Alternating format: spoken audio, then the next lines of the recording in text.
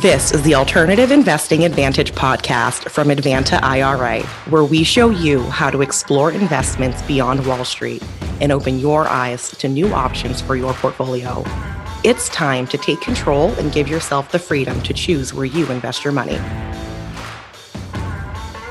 Of the Alternative Investing Advantage podcast. Today, we are very pleased to welcome on with us Jaryd Krause, founder and CEO of Buying Online Businesses. And we'll give all of our listeners a wild guess as to what we're going to be discussing today. It's going to have something to do with buying businesses, albeit in the digital space online. Jaryd, it's very good to have you on with us today. For those of you that are tuning in, the time difference between the two of us is it's almost 12 hours on, actually it's 12 hours on the nose. So this is kind of an interesting one. The first for me talking to someone clear on the other side of the planet from myself here in Florida. So Jaryd, if you wouldn't mind, give us a little bit of background about yourself and kind of how you came to be in this particular franchise in life with what you're doing now. Yeah, Alex, thank you so much for having me on. I really appreciate coming on and having the chat. My story, I guess, I grew up in Australia on the Gold Coast. My parents used to live in Melbourne and moved when I was about 8 or 9 to the Gold Coast, sunny Gold Coast, and went to school, did all the things as a usual kid, and I really wanted to be wealthy when I was in school, and I just wanted money. And so I realized fast, though, that I wasn't the smartest kid in school. In fact, I got ranked down from advanced maths to what they would call the dumb maths, and also English as well. I got put into dumb English, and they used to call it Dinglish at school. And so I quickly realized that I wasn't going to become an accountant, which I had like an uncle on my mum's side who was a wealthy accountant. I thought that's going to be me. I want to do that when I'm older. And quickly realized that that's not the case. So I had to become I tried to work out what was the one sort of trade that I could do in construction that would earn me the most amount of money. And I became a plumber, and I ended up hating my job as a plumber. I did that for about 10 years. I was lucky enough to get a decent job as a plumber, but still it wasn't for me. I worked my way through and became a supervisor. I worked my way out of that by trying to start a bunch of businesses. I found myself living in Egypt at one stage. I was working as a dive master between a bunch of different travels around the world surfing, and I realized I don't want to go back home to plumbing. I don't like that life. I was working 70-hour work weeks, commuting 18 hours in the car per week. I think a lot of people really understand that, and a lot of people have been through that or are going through that. A lot of my audience and clients are those types of people that want to replace their income and invest and build some sort of financial stability. So I tried to start an online business, and I sucked at it, to be honest. I failed multiple online businesses, and then I came across a stat after a couple of years of trying to start these businesses that 90% of all startups fail. And I thought, well, if 90% of these things fail, why don't I go away and buy something that's, past that 90% failure rate, and I can grow it from there. And so I spent about 9 months, taught myself how to buy an online business, how to do all the due diligence myself. And I bought one, and it did really well. And then the year after, I bought another one that did really well. And then I bought a third one. So I bought 3 businesses in 3 years, and I do not recommend doing that, guys. And then I started traveling. I had these 3 businesses. I was traveling again, and people were like, hang on, man, what do you mean you're not working? You just do a couple of hours a week and you can travel forever. And they're like, mate, you need to teach me. You need to teach me how you can buy these businesses. And that's when I started teaching people. And then it blew up into a company. And now we help people either replace their income through buying businesses or build generational wealth for their families. Fantastic. So I always like to kind of start at the beginning. I think it's the best place to start when kind of looking at any type of, interesting investment structure that people have. So let's maybe kind of walk through that first deal. You said that there was, certainly there's always going to be lessons learned. So you make this transition, you decide, hey, you know what, I don't want to be a plumber. When I, come back from doing, being a dive master in Egypt or wherever you happen to be around the world. So, you decide that, doing businesses myself, starting them up, it's not working. So going past that threshold of failure rate into acquiring them, that's a pretty pretty lofty step, I would say, from at least most people's perspective, and we'll probably certainly dissect that a little bit later on. But the thought process of saying, okay, I'm going to buy something that's already at a an established stage has to be a relatively daunting task, especially for someone that's never done it before. So how did you kind of crack into that at first? Like, what were some of the things that you learned? Again, not trying to dive too much into what your personal holdings are, but, what was the nature of that business? As much detail as you can kind of give on that, I think would be really beneficial. Yeah, absolutely. And you're right. It is a lofty sort of jump. And I just found myself desperate, Alex. I was just like, I need to, I say I didn't like my job, but I was working big hours and it was leading me down like a dark path of, drinking alcohol, and I needed to do something. So I was pretty desperate. And so I had to take that jump.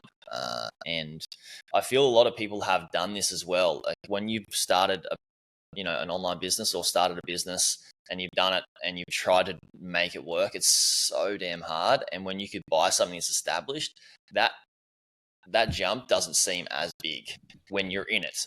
From the outside, 100% agree with you, Alex. And so the first one, I saved up a bunch of money. I saved up $15,000. That was the first, it's just a small little purchase. And it was a membership business. And the membership business is where people could pay, a monthly, quarterly, or annual fee to get access to a database of wholesalers and suppliers that they wanted to use when they were starting their own sort of drop shipping business. And so I thought, this is great. I'm going to buy something that's got already recurring income and it's established. It's got the database of wholesalers and suppliers. And I had to do a bunch of research, and I ticked off most of the things that, were quite good. The guy was just from Australia. He was living in Sydney. And so we had a bunch of phone calls, and I built my confidence in the seller, knowing that he was from Australia. And then I bought the business and realized, like, my big failure was after 6 months, I had people emailing and messaging us from the business saying, there's a bunch of these suppliers that are no longer in business, and the database was sort of outdated, and it was going to cost me a lot of money to sort of reinvest and build out this database again, a lot of effort. And by this stage, I had bought another business that I'd started focusing on. So I kind of let that one go because of that reason. And it was a really good learning curve. The next acquisition was a larger acquisition.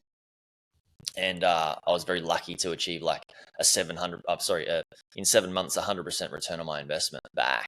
So I bought it for what I bought it for. I got back after 7 months, and that's just sort of kept my focus on that one versus the first one. And I learn every single time I buy something as well. And now, I've looked at thousands and thousands of transactions through my clients. So yeah. So when you initially kind of start to crack into this, let's, I'm a banker by heart, and I'm always interested, when people get started about, how exactly you go about financing something like this. Because I think the thought process of determining, okay, hey, I'd like to do this. Okay, great. Now I see a business that's for sale, even better. I think that it's going to have X revenue. Awesome. But, what makes the world turn being money. How do you kind of go about getting, at least for that first deal, financing? Have you just saved up and we're just like, all right, great, I'm going to rip a check and we're going to send it? Or was there something more creative that you did? So like owner financing, or kind of how did you approach the actual monetary aspect of financing the first one? Yeah. So for me personally, it's a bit different. Being from Australia, and I understand how lucky and grateful I am. I earned a good wage as a plumber, and the time that I bought a business, the Australian dollar was quite good, and so I saved up my money. I believe Australia is a pretty good country, and it's quite affluent. So I was very, very lucky to be able to save. And my first 3 transactions, I bought them all cash. Now, I'm not always suggesting that for every single person, because not everybody is in a similar situation to me. I was working, those 70-hour work weeks and buying these businesses at the same time until I could, get out of it. So I was very adamant about achieving this result.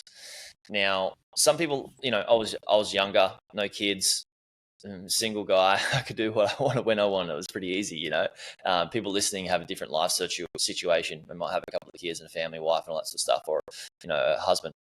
And so, with that, there is creative financing that you can use. I find a lot of people do use a HELOC to start off with. In America, most of the people that I work with are from America. So, taking a little bit of equity out of the property that you have purchased, if you've got equity, and using that because you can get a lower interest rate than, say, maybe using an SBA loan. We do have clients that use SBA loans that you can acquire businesses with. So the Small Business Administration Study, I'm sure most people listening probably have heard of that. If not, I can dive into that a little bit more. And then there is one other alternative. There is a company called Boopos that does financing for online businesses. Typically, though, if you're looking at buying a business around the $100,000 or less, or even the 100 to 200K range, most sellers are expecting cash, and financing can slow the deal down. So financing doesn't really come in until you're starting to buy something above the $100 to maybe $200,000 range anyway. Okay, that's a really good point. So kind of demarcating like the type of acquisitions you can do. So basically, fair to say anything sub 100K, you kind of need to have, cash on the barrel. You need to be able to basically come and close quickly. Now, what's kind of the time frame for some of these deals to close that are, $100,000 still a lot of money. But again, in the grand scheme of this on the smaller end, what's kind of the closing time frame for, acquiring something like that? Is it, you make the offer and then it's, 2 days later, they expect a check? Like, you have to have some due diligence and other things. So what are some kind of like typical timelines that are reasonable for that segment of the market? Yeah, that segment of the market is a bit different to like 200K plus up into the seven figures. With that range is most people are finding these businesses listed on marketplaces online. So you've got like online brokers that sell online businesses, and they list these businesses for sale on their website, just like you would go shopping for real estate, I guess, or a house online. And so you can go away and pick those. They give you the numbers. They just tell you how much these businesses are worth, what they're selling them for, how much they're making, how much work is required. And I can recommend a few of those soon if you'd like. But in this price range, people will find those. They'll get all the information from the broker or the seller, and they'll do their due diligence before even making an offer. So they kind of do a little bit of due diligence before making an offer, and then they go away and make an offer. And when the offer is made, then they go to escrow, and then the deal, works its way through migration once escrow is approved and all that sort of stuff. So with the larger acquisitions, a little bit different is like you typically find the business, you get a prospectus and you look at it, and then you decide, do I want to go to due diligence? And if you do, then you put in a letter of intent, and then you will, once that's sort of approved and everyone's happy with that, then you can go to due diligence, and then you can have obviously a letter of intent and everything subject to due diligence. Mm-hmm. Cool. Yeah. So let's back up a little bit. I really like the direction and the content that we got right there, the information. But I think it's probably best to back up a touch. So let's say, let's look at someone kind of as a general avatar. So, they have this desire to branch out and do something different. And again, owning your own business, being your own boss is very attractive to a lot of people. It's why so many people, at least in, my realm, love real estate. It's a very accessible path for people to build that kind of generational wealth. But real estate's not for everyone. Tenants, toilets, dealing with bankers. I like to think I'm a good one, but, having to deal with, people, sometimes we get a bad rap. But understanding like, someone that is, desirous of doing this, what are some of the kind of first steps? So, they've identified that they want to do this, but, you're not just going on Facebook Marketplace or Craigslist or something and saying, hey, there's a business. I mean, maybe there are. I'm sure deals have been struck in odder places. But, let's kind of go the beginning processes of someone that wants to do this. What does it kind of look like? Is it always run through brokers? Is there a benefit to not using a broker and kind of doing the, for sale by owner model where you go out and actually find these? Or is the kind of the time cost benefit just completely out of whack with that? And it's almost always better to go through like a professional intermediary. Yeah, it's if you're buying the business, it's definitely better to go through a broker because you're not paying the commission to sell the business as a seller. You're the buyer. It doesn't matter. You can buy it for that price anywhere. So it's better to go through a broker typically because there is a bit more hand holding for beginners in terms of they will help with migration of the business and settlement and all that sort of stuff, and escrow, and they also help with providing information, setting up calls and all those sorts of things. They typically do pre-vet the deal a little bit, but that said, you still really need to know how to do your due diligence. The reason my job still exists, like I started this to help people buy businesses. The reason it still exists is because there's so many people that will get taken advantage of if they don't use a professional or have professional eyes look over the deal before they either make an offer or go to contract. And so I would highly suggest going through more reputable brokers because, they do have a little bit of accountability, right? They got their brand and their name on the line. If they continue selling crappy businesses, they're not going to have the best reputation. Yeah.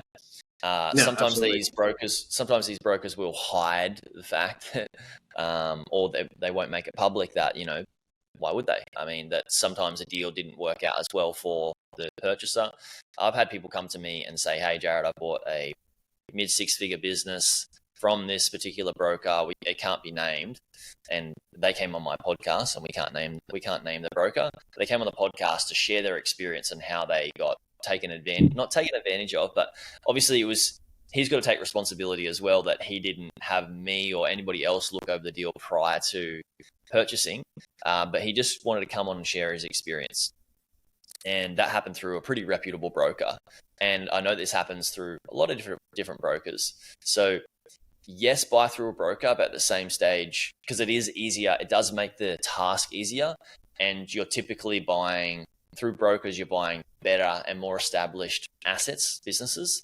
When you're going through a marketplace, people that are selling through a Facebook marketplace or on a Facebook group or on a very open public marketplace with a lot of, I'll call them cheap listings, they do this because they want to not pay the brokerage fees and they want to sell it cheap.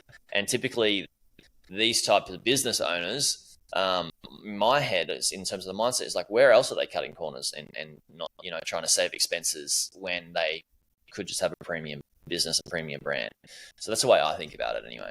So to the point about what you're talking when it comes to the benefits of going through brokers and some potential issues that you can definitely have, I would most, kind of to draw analogies to what some of our listeners might be familiar with is that, it's kind of like going through, any type, real estate brokers, having a real estate agent, having someone that has, a capacity and typically, depending on probably what country you're in, a legal responsibility to act in your best interest. And there's definitely a benefit to that.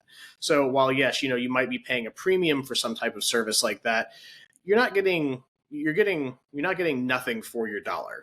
More often than not, people think, for whatever reason, people in the whatever sales or brokerage business kind of get a bad rap, but they're the experts in this, unless you are, someone like yourself, Jaryd, who really knows all the ins and outs, having that type of protection and someone to look over it is definitely a beneficial service.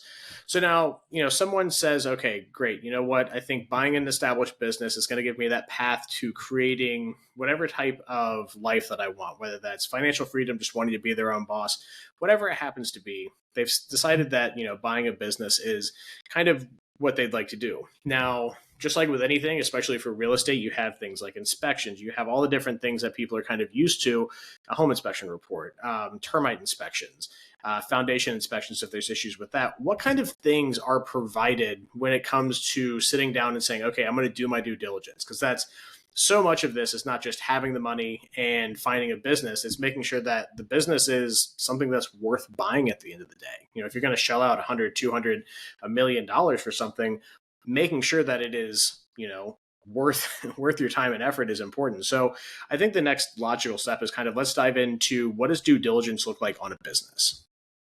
Yeah, awesome. Great question. I also buy and invest in property.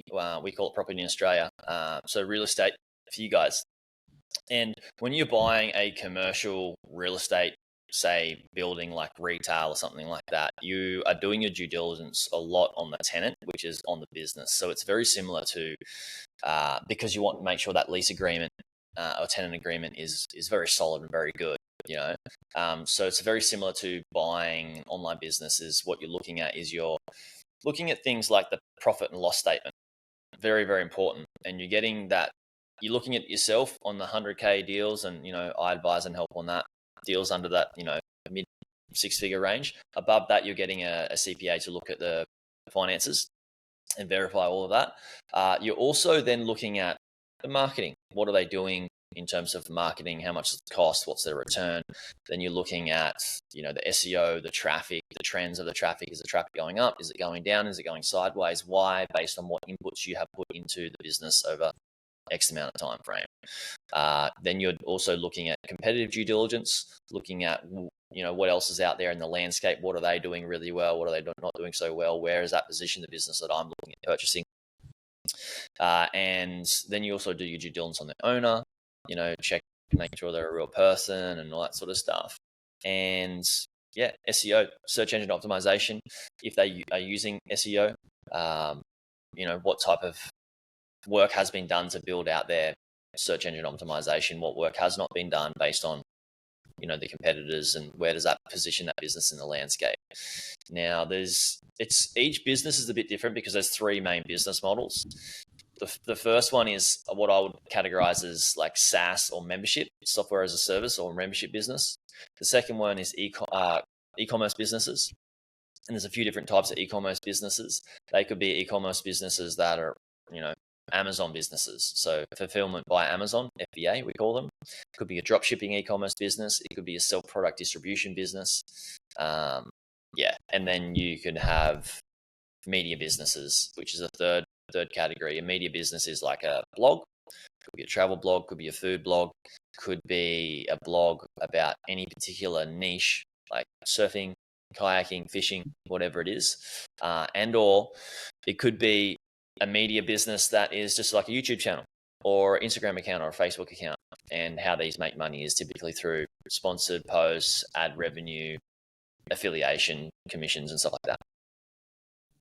Okay, great. Now, that's kind of a lot of stuff to kind of pack into a typical closing window, especially when it comes to doing market research and different things like that, and, making sure you're not buying a business that's going to be selling something that's going to be outlawed in 2 days.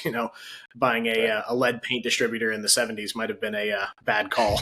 So, just things like that. It's kind of a lot to take in as far as what you do for all that. Now, how much are the brokers involved in helping with that due diligence? I'm assuming just to be able to have a broker, you probably have to at least kind of, if you're looking to sell the business, they're probably coming up and saying, "Hey, Mr. Broker or Mrs. Broker, here's my P&L statement.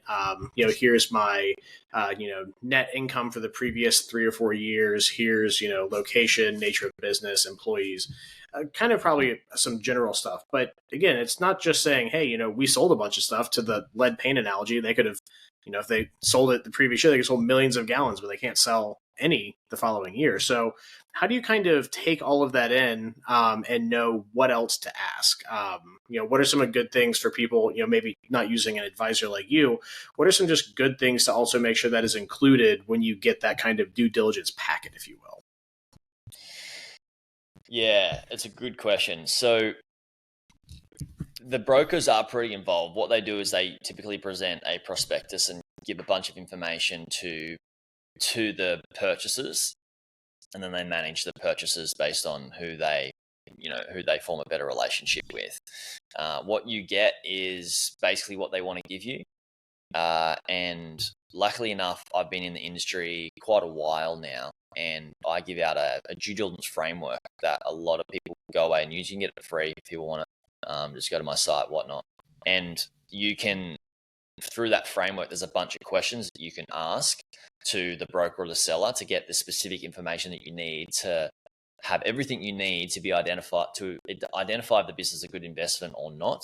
Basically takes the guesswork out of it. Obviously, you want an advisor like myself overlooking that due diligence framework.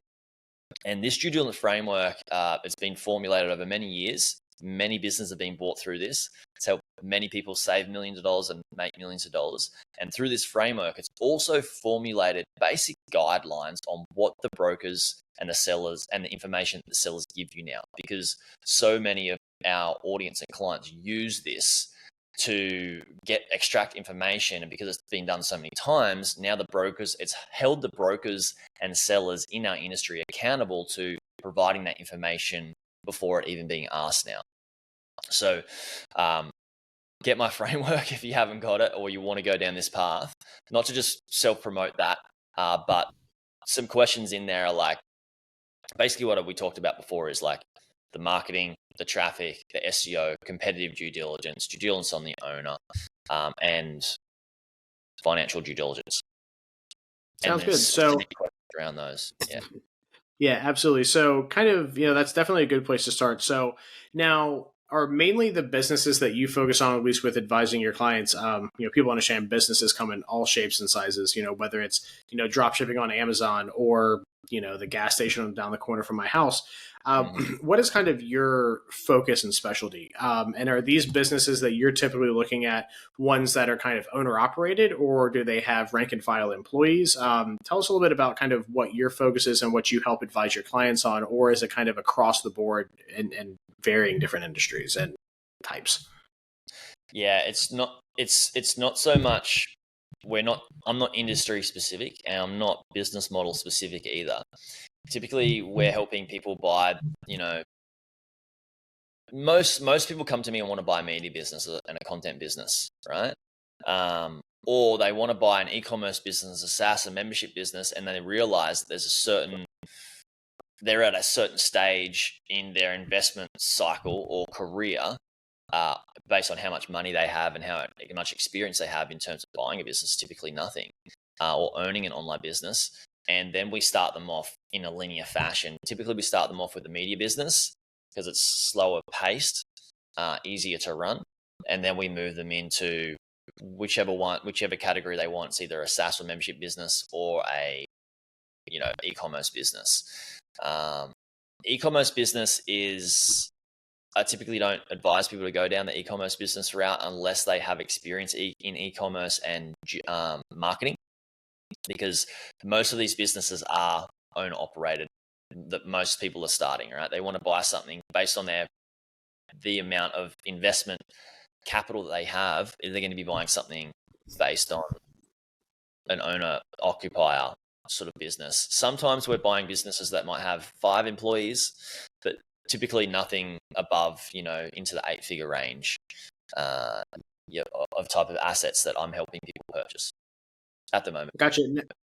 No, absolutely. Now, one thing that I kind of just thought of is that, when it comes to buying a business, especially, if it's not owner operated, when you buy these businesses, is it something that people need to really kind of have an honest look at themselves about saying, hey, look, like, do I really want to be operating this business, or do these things typically get sold with built-in management? I'm sure there's a spectrum of it, but maybe kind of go down that path a little bit of saying, hey, like, here's some of the things to look out for. If you've never managed a person, never had to deal with an HR complaint, buying a business with 20 employees that was run by the owner might be something to be better suited to something a little bit more owner operated, so you can understand what it is to be an operator and manager. I'm sure that is probably kind of a big hurdle for a lot of people. Yeah, I absolutely love this question, Alex. And a lot of people come to me and their goal is money, right? They want to make more money. But in reality, their goal is not more money, right? That's a byproduct. Yeah, it's more time. Yeah, so I help people, like, our mission is to not just help people make money, and we do. People make fabulous amounts of money through our help, but what's far more valuable, and our business values and my core values, is we help people buy businesses so they can spend more time doing what they love with the people they love. And so when it comes to investing in an online business, they might go, this business or this type of business, it's making X amount of money and this is what I want. Like, hang on, is it really what you want though? Is it that you want to work, you want to buy yourself a job, do you? So you can make that money. Like, do you want to get out of one 40-hour week job to get into a 40 to 50-hour week job? but you'll be making more money. Is that really what you want? And then it's a harsh reality check of like, oh, hang on a second. Like, I want to do this so I can maybe work 10 to 20 hours a week or 10 to 15 hours a week, and then still earn the same amount of money through what I was doing in my previous job, but earn the same amount of money, but do less work, and then build on top of it from there. And each business will be different in terms of how much owner involvement is in place. So I like to help people optimize for lifestyle, because once you have a better lifestyle, typically you're going to be a better performer, and then you're going to make more money anyway, typically. So that's what I help people do. And yeah, it's just a conversation that we need to have, because I help people set out their lifestyle goals as well. And we go from there. Gotcha. Now, are there certain industries or specific types of businesses that skew one way or another towards offering, more time? And or trying to figure out how to formulate this question.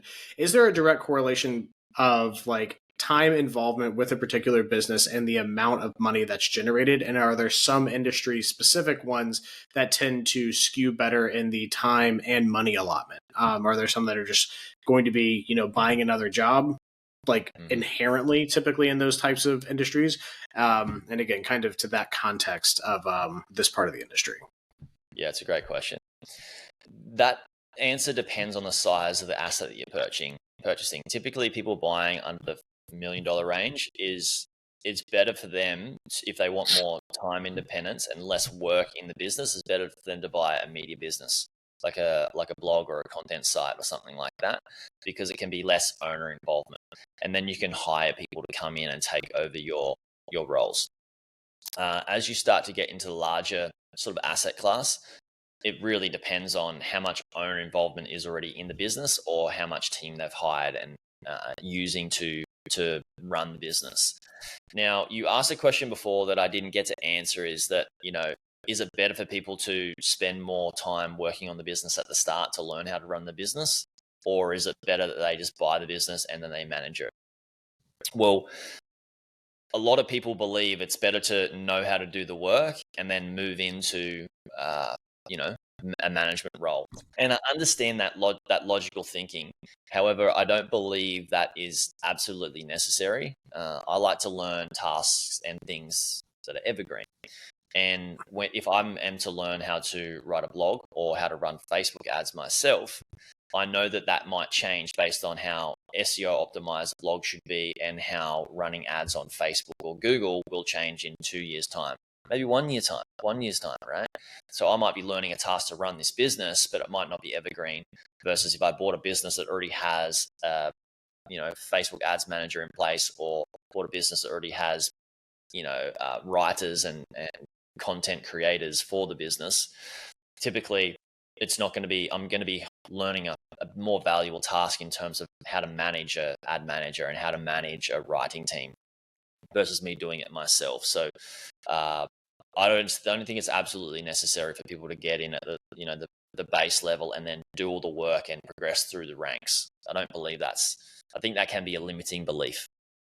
I did it myself, yeah. But I think it can be a belief, yeah. Yeah, and I think it's no, absolutely. And I think it's also probably, there's definitely some of the human factor too, if it's someone that's dead set on it. But I think the important thing to take away from that is that, you don't have to be married to that idea. It doesn't have to be incorporated as a limiting belief. Certainly if that's something that, works well for you, just like, I told you, I like taking paper notes. It's a little old school, it's what works for me, but, everything's going to probably work a little bit different for everyone. And that's one kind of key concept of this podcast that I really like to make sure people get, is that there's not one linear path to anything. We're talking about buying online businesses, and there's so many different, industries, 2 ways to do it, different involvement that you have. You're going to find something that works for you. You don't have to think that just because, you have to be really hands off with this stuff. You can find something if you want to be hands on. If you want to, create more time for yourself, but also be able to have another thing that, takes up some of your time because you enjoy the work, albeit there's definitely an option for you there. So before we kind of get into the last couple segments that I really want to cover, albeit in the nature of financing and then post-acquisition, I always like to ask anyone that's on this podcast, especially in positions like yourself. What are some like stumbling blocks that a lot of people kind of hit? Is it just mindset related? Is it financial? Like, what are some things that when people come and either go through you or that you've just seen people, have these issues time and time again? What are some of those issues that you see kind of just crop up perennially for people? I love this question. It is definitely not the vehicle. The vehicle is not the issue, right? You can make money investing in anything. You've seen anybody do it, right? Everybody do it in all different industries and crush it. It's just like the also anybody that's achieved any level of success, right? In anything, they've done it. They've paved the way. So it's not the vehicle. It's definitely a mindset issue. And most of them are mindset issues. The biggest thing that gets in my way is me. I'm playing a game against me. And most people are playing a game against themselves and they don't realize it. And we typically set ourselves up to fail. I am far more proud of the mindset trainings that I, have put out there for, my clients than the vehicle stuff, right? Like if you do this, you'll get X result. Just follow this path and do it. The biggest thing that gets people results is the mindset stuff. And the biggest one that I find is people set themselves, why and how people set themselves up for failure is an unconscious thing, but it's an expectation. They set themselves an expectation that they're completely not conscious of. I'll give you an example. People will listen to my podcast and they will hear somebody bought a business in 3 months and they're making $3,000 a month now. And it only took them 3 months to do. And that's great. Well, I'll put that out as a title. It'll be a little bit clickbaity, but it's real. It's a real result. And somebody's bought this business. I met them 3 months ago and they're making $3,000 a month. That's pretty damn attractive, right? So people that listen to this or watch this, they go, damn, I'm going to do Jaryd's thing now. And unconscious, they go, okay, 3 months time, I should be making $3,000 a month. And then they join this program and they get to the 3 month mark range and they're like, I haven't bought a business yet. And this is where self-doubt and this is where, the mindset stuff is so important, is that it's not the vehicle. It's not that the vehicle doesn't work, right? It's their expectation is like, I should own a business and I should be making X amount of money now based on some other thing, right? It's just like saying, oh, I want to become a sprinter, and we set ourselves up to fail by going, I need to get to the goal of Usain Bolt, right? They're sprinting that. And like, how long did Usain Bolt take to get there? Also, is there like genetics at play? Is like, who knows, right? So if somebody comes into my program and they say, after 3 months, this didn't work for me, and they leave, what they're going to do is they're going to go chase the shiny object syndrome and go to another program. And then it's not going to work out from another program. People are just going to continue finding something else, chasing the shiny object syndrome. I've done this. I was the rabbit chasing too many hares and catching none of them. So that's probably the biggest one, is realizing that, like, if you're going to invest in anything, not just even buying an online business, I would advise choose a route and stick with it for 5 to 10 years minimum.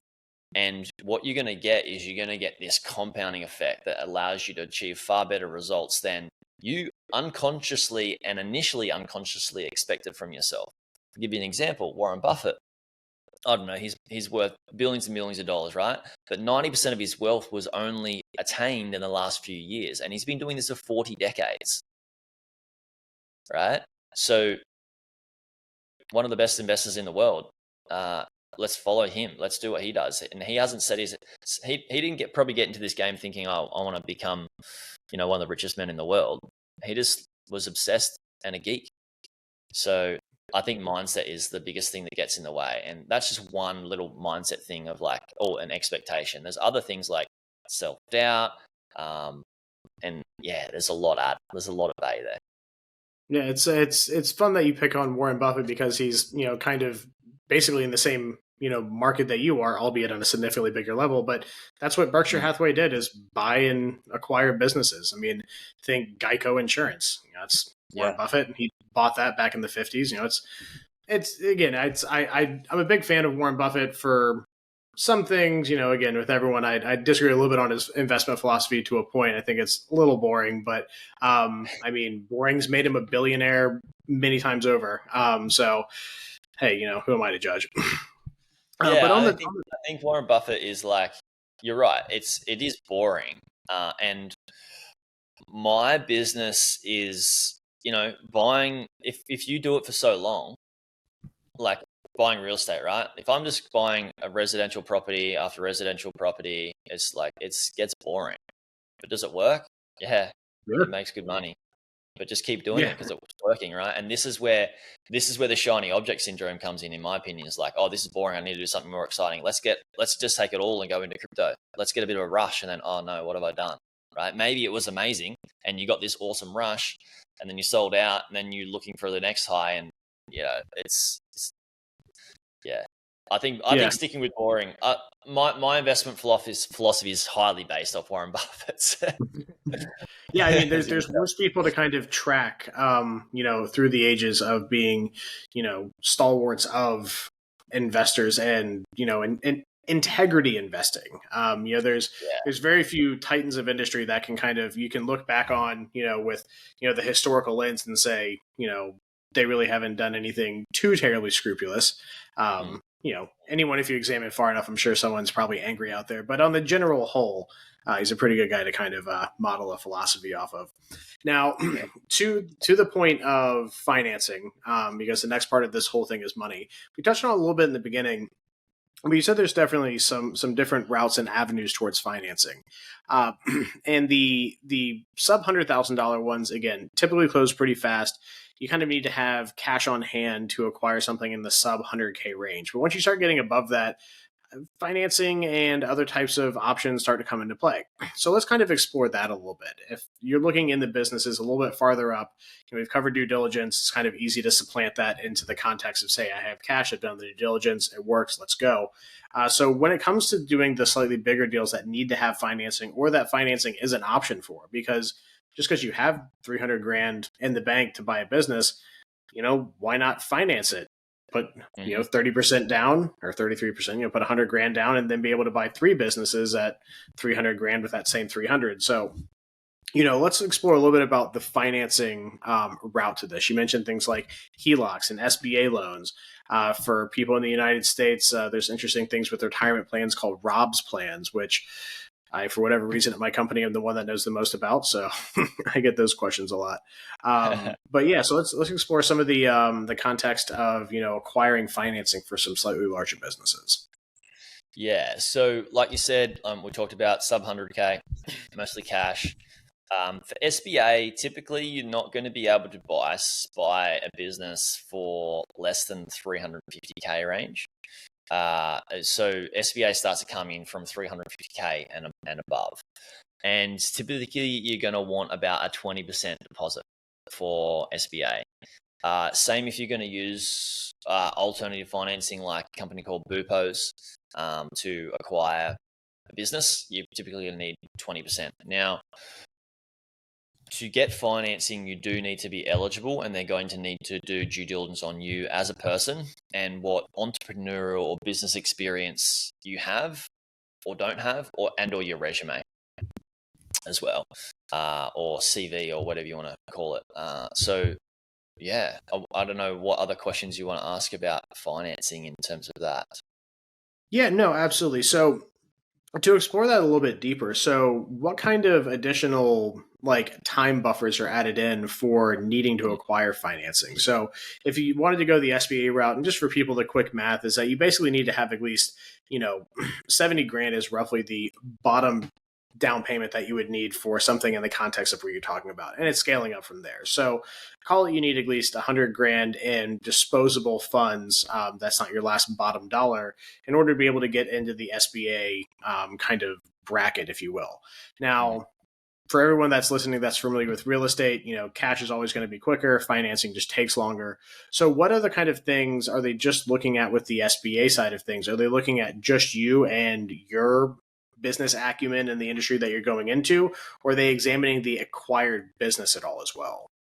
Yeah, both. They're definitely both. So there's even some brokers that will list businesses for sale that have been SBA qualified. And so let's talk about timeframes. To your question, timeframes is typically, it might be like 4 weeks of, like, you might go to somebody to get SBA, and it might take them 4 weeks to be able to go, yep, this is, we can finance a Jaryd, and then you've got approval, right? You're SBA qualified. Then you can go away and find businesses, and if you have a business that you're purchasing that's already SBA qualified from a broker, typically it's going to be lesser time frame, right? It depends on the size of the business and what's involved in the business as well, because SBA will be looking at both the human being and also the business, to make sure that, can this human run this business? They're purchasing it. This business, is it going to be something we want to finance again? And do we also want Jaryd financing, using finance to buy this business? If it's a win-win-win, it might take anywhere from like a month to 2 months. The larger acquisitions typically take 2 months. The smaller acquisitions usually take a little bit less. Okay, gotcha. And what's the typical turnaround time on an all-cash acquisition? I don't know if we specifically stated that. Yeah, we haven't, but so it depends. It depends on the broker, the seller, the due diligence. Also depends on how many other competitive buyers are out there as well. I'll give you one example though. There is a broker that you can show proof of funds. Well, you need to show proof of funds to them before they share businesses with you, their information. And then you can also have funds on file. So you can send them funds, they'll put it into an account. And then when you want to buy a business from them or a business that they list, then you see a business come up for sale and you're like, yep, this is good. You can just click, pay your deposit, and the deposit is paid for that. And basically then you've got 24 hours to do DD, and then you can have it done. So literally on that marketplace or that platform, people have listed businesses for like 75 grand, and within like a minute that business has been purchased. So typically though, the typical time frame is somebody will find a business after a day or few that it's been listed, then they'll do due diligence over a couple of days, depending on who they're doing the due diligence with and who's helping them advise them, how long that might take. And it might take a week to get to 1 to 2 weeks to get to an agreement on price. And then you'll have escrow. You put the money into escrow, and then typically it's it's a 14-day inspection period. So typically, like from finding the business to around 30 days ish to owning the business. Yeah. Yeah. So all cash can be, as quick as a week up to typically probably about a month. And then stuff from that kind of probably just scales accordingly. It's, once you start getting into multiple millions, stuff starts taking significantly longer, as it probably should if you're going to shell out that kind of money. So we've kind of covered a good amount of content so far, from the why to the who to the what. And let's look at, after you've done this, let's say you've wrapped up a deal, what is kind of the goal, or I should say, rephrase this, what's kind of the typical actions afterwards? You got this business, you've certainly hopefully talked to someone like yourself that's an expert enough to kind of guide you, saying, hey, like, here's the things you need to look at, of like, hey, maybe how to manage it. Here's the resources to do so. But what's kind of the, end goal for a lot of this? Is it to acquire more and more? Is it to kind of acquire and sell, like reposition and sell, merge? Like, what are some of the typical post-close strategies that you see people using? Great question. It's typically, when people do due diligence and work with us, is we highlight risks, and then we give them risk mitigation strategies, which are actually growth strategies as well. So on the outset, it's like the first month, don't do anything. First maybe 2 months, don't do anything. Just learn the business and don't change too much. And then start to execute some of those growth strategies and risk mitigation strategies, which will help grow the business. Now, from there, like longer term goals, most people that come to us, they want to build a portfolio of businesses, or, portfolio of like assets that are in the same industry, I guess. So yeah, that's the main goal. Typically I'll find that people will purchase one, and sometimes people want to buy more and more and more, and I try and hold them back from doing that too fast, because I did that. I think you achieve better results with more focus, right? There's a really good book called The One Thing by Gary Keller. And focusing on that one asset and working on it entirely until you want to split your focus to something else. And once you are done with that business, then you can either put more managers in place or put more people in place to do more of the work and acquire something else and merge it and add together. Or you can sell that business and acquire a larger asset. I heard a really good thing from one of my wealth mentors, which is if your goal is wealth generation, you need concentration. If you want wealth preservation, you need diversification. So a lot of people coming to me are for wealth creation, so they need concentration in terms of focus.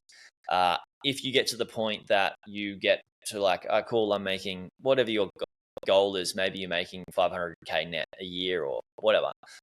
Once you get to that goal and you don't want to take on, too much more work or risk, then you can start to diversify based on that philosophy. Yeah. Awesome. I think that kind of takes us, even though my producer is not on here right now, now's about the time she starts kind of sending me a message to try to wrap things up. We could certainly talk for much longer. I find this really interesting because of all the investment types that we've talked about with different people on here. I can safely say it's the first guest that we've had on, Jaryd, that we've talked about, buying businesses, which I find fascinating. Anytime I get to kind of learn new stuff, I'm always the better for it. I had no idea that there were actual, kind of business brokers out there, and to a point, but just so far as that, just how maybe wide the marketplace is, that there's someone literally sitting on the other side of the world that's helping people in the United States and abroad just, pick, choose, buy, sell, manage, and, rinse, wash, repeat, if you will, on this type of marketplace. So, definitely really appreciate your time. I know it's the end of my day here, and it's just getting to be 8 a.m. where you are right now. So with that said, any kind of parting thoughts or anything that you feel that we didn't cover that you want to kind of snatch up at the end of this? No, I think that was like, you asked just seriously good questions, Alex, and I just want to just acknowledge you as a host. I'm a host of a podcast, and you're really good. So thank you for having me on and the questions. And yeah, in terms of parting stuff, I would just say, guys, understand what's the goal? What's the real goal? Is it really just money, or is it more time doing what you love with the people you love, and optimize for that? Fantastic. And if they want to get in touch with you and interested in learning more, how can they get in touch with you, Jaryd? Yeah, if you go to buyingonlinebusinesses.com, you can check out all my stuff, or just type my name into most of the platforms, YouTube, Google. Check out my podcast, and that'll be able to help you get a start to see if, I'm somebody that might be able to help you. If not, then maybe I can put you to somebody that can help you. All right. Fantastic. Well, thank you so much. I always like to end this off by thanking our guests, because the most valuable resource we all have is our time. And thank you for spending an hour of it with us today. With that said, this has been the Alternative Investing Advantage podcast. As always, my name is Alex Perny, and thank you for joining us. Thank you for tuning in to the Alternative Investing Advantage podcast. Tune in next week for more investing tips and strategies. Want to hear more episodes of the Alternative Investing Advantage? Search podcast at advantaira.com and subscribe.